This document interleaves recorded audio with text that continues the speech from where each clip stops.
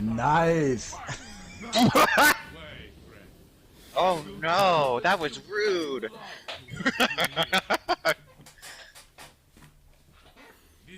What do you Oh, mean that no, seems Arf? lovely. What do you mean no? Yes.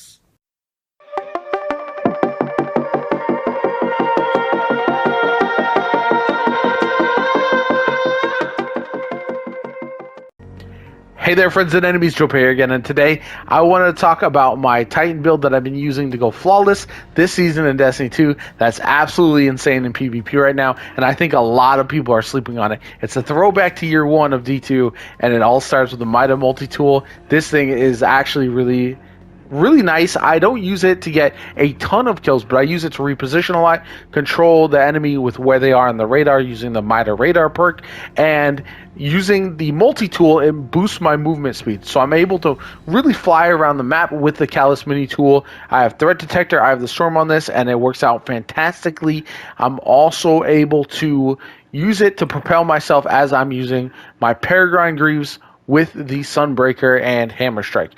This combo is unreal. Basically, what I'll do is I'll fly in, I'll get a shoulder charge with my Peregrine Greaves, and I'll get that first kill, and then I generate a sunspot through one of my aspects. I'll have Roaring Flames on, and I'll also have Soul Invictus.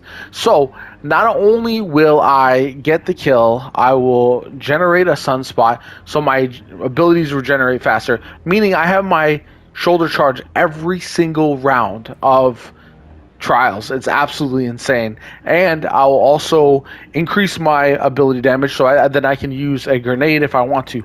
But I'll also have Ember of Torches on. Powered melee attacks against combatants makes you and nearby allies radiant. This will buff up Callus mini tool as well, so I can get the first kill with my shoulder charge and then spray the next person down pretty easily. And it's so consistent that I've been absolutely loving it. I'm also running Ember of Benevolence, Ember of Searing, and then Ember of Singeing. Those are not as necessary, but it is nice to have my class ability back as quickly as possible because I am using classy restoration. So if I do get into trouble, I pop my barricade and I'm able to heal up, get back in the fight as quickly as possible.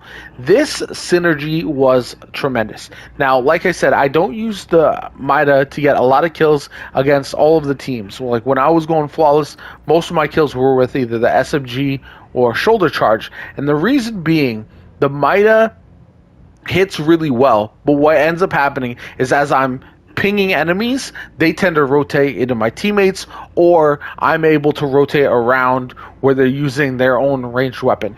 This Mida also works really well if you play outside in the distance parts of the map against things like pulse rifles, which are really prevalent, or a hand cannon, if as long as you stay at distance.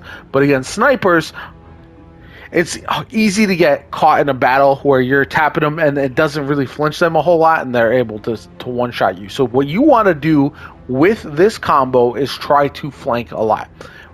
In this map, what I saw quite a bit is players who were using their pulse rifles, their snipers, or other ranged weapons to ADS at certain angles, and they were unaware of me coming around the side and taking them down. And that's where Mida having that radar comes in handy. Also, where being able to move that much faster is important because the extra movement speed that the Mida multi-tool provides while running the mini tool is so handy because I can move faster with my shoulder charge, flying around with the mini tool, and I'm getting there a lot faster than players expect me to because of all those boosts. And I think that synergy works out really, really well and is a big part of the reason I'm able to catch players off guard because they'll see me on the map or on their mini map with a ping, but I'll be there a lot faster than they expect, so they're not able to turn and engage. I'm able to get the kill and then move on. Like I said, creating those sunspots, getting the bonus damage from being radiant, and also being able to heal while I'm doing that and then use classy restoration. All of that combines to be just such a fantastic combo. I highly recommend everybody try it out because I am going to be really honest, I was shocked that I didn't see one single Peregrine Greaves that I can recall in the entire time going flawless this week, and it's kind of busted in my opinion. I know everyone loves Lorelei, but there's a lot of shotgunners who will get in your face and kill you before your Lorelei sunspot is able to drop. So what ends up happening is you're dead, you leave a sunspot, maybe you damage them, maybe your allies are able to use it, but it doesn't benefit you as much as I think a lot of people believe it does. And so that's why, for my money, this build, fantastic. I'm running 100 strength. Don't absolutely need it because I am generating my ability energy back with the sunspots, but I do like the ability, like if I die, I'm able to get my shoulder charge back really, really fast for the next round. And there were very few rounds where I didn't have it, either at the beginning or by midway through that round. Also running 100 resilience. Obviously on the Titan, this makes sense. Throw up my barricade as often as possible. Little extra health. So that all makes sense. I actually didn't change a lot of my mods around. I'm running things like Ashes to Ashes, Kinetic Siphon, things like that. Like, I didn't really min-max with my mods because I wasn't anticipating running this loadout the entire flawless run. It was just such a throwback. I wanted to try it out, and we happened to go flawless. I was with a couple buddies who don't go flawless that often, so it was really nice to help them get there and use something that, again, this is not a meta that I have seen in some time. I didn't run into any other Midas, while multi-tools, that is, while I was going flawless. I did run into a couple mini tools, but even that wasn't as many as I expected. I think the gun is fantastic right now.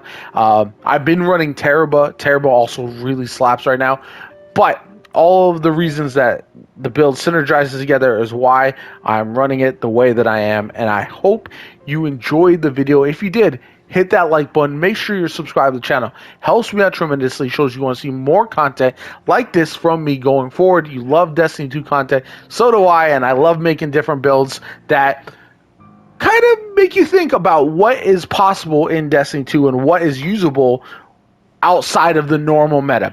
Comment down below, are there any other exotics that you don't see that often in PvP or PvE that I should be running that would help if I made a build around them to get you very excited? Anyway, my name is Jopa. I hope you enjoyed the video, and I'll catch you all later.